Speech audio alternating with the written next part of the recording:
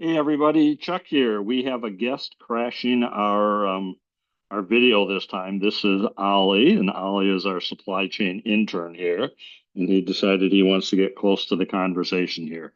So in this video, we're going to talk about materials requirements planning, and MRP, which is the acronym, is all about taking what's been decided to be built for our finished products and using the same logic of supply versus demand, and if I'm short and making up the plans or determining the plans for what needs to be made or bought in terms of subassemblies and components.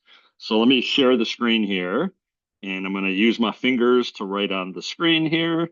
My problem, however, is I'm left-handed, and Ollie, our intern, is in my left arm, and I'm going to try and do this with my right hand here. So, drawing on the screen here. So here's A. A is made up of B and C.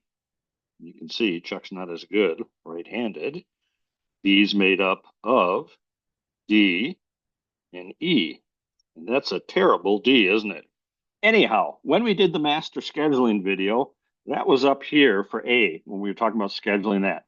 Now we're talking about MRP, and what we're looking at is all the components and all of the subassemblies, how we go about scheduling there. So the demand for B and C, of course, is dependent on the demand for A, and the demand for D and E is dependent on the demand for B. So we're working below the finished goods level here.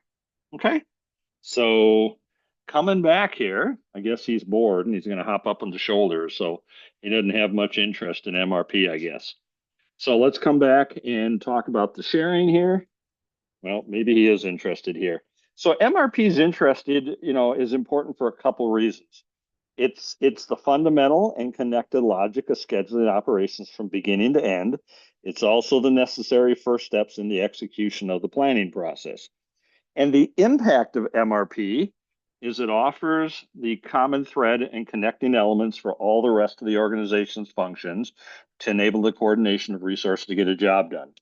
So obviously, Ollie's pretty bored with that type of thing. It didn't interest him as much, but that's what MRP is looking at is all the, figuring out what do we need by when for all the components and subassemblies that go into our finished products here. Should Ollie care about it? Absolutely, because that's where his food comes from every day.